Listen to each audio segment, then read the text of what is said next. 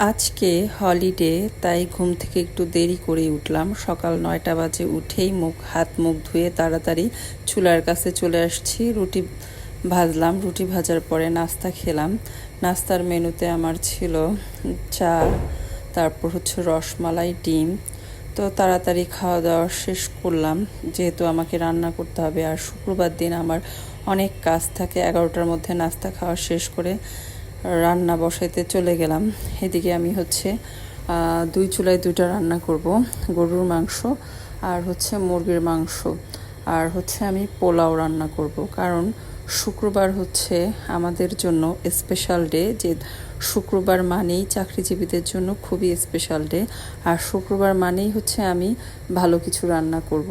প্রতি শুক্রবারেই আমার বাসায় অবশ্যই ভালো কিছু রান্না হয়ে থাকে, কারণ হচ্ছে আমরা পোলাও, বিরিয়ানি এগুলা খেতে খুবই ভালোবাসি। দেখেন, আরেক চুলায় মুরগি ভাজা শুরু করে দিলাম। তো মুরগির রোস্ট রান্না করব। অনেকে মনে করবেন যে মেহমানদের জন্য, আসলে মেহমানদের জন্য না।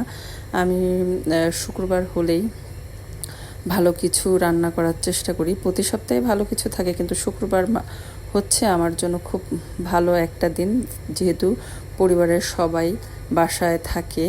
তো সবাই একসাথে মিলে খাওয়ার মজাটাই কিন্তু আলাদা। আর আমরা যেহেতু ঢাকা শহরে থাকি, তো আর আর আমরা যারা চাকরি করি তারা তো একটা দিনই শুক্রবার পাই। সেই দিনটা অবশ্যই ফ্যামিলির সাথে কাটানোর চেষ্টা করি।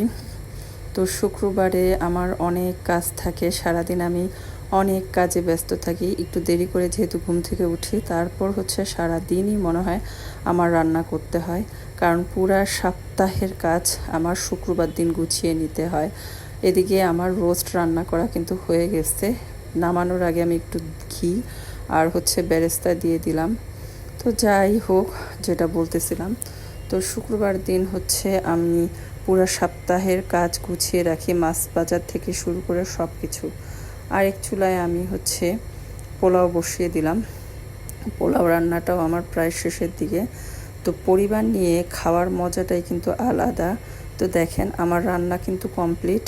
পোলাও, রোস্ট, সালাদ, তারপর হচ্ছে গরুর মাংস ছিল। এদিকে আমার ছেলে, আমার হাজব্যান্ড হচ্ছে নামাজের জন্য রেডি হচ্ছে। দেখেন, আমার ছেলে মাথায় টুপি পরেছে, জুম্মার নামাজ পড়তে যাবে। ওর 5 বছর বয়স। সবাই ওর জন্য দোয়া করবেন।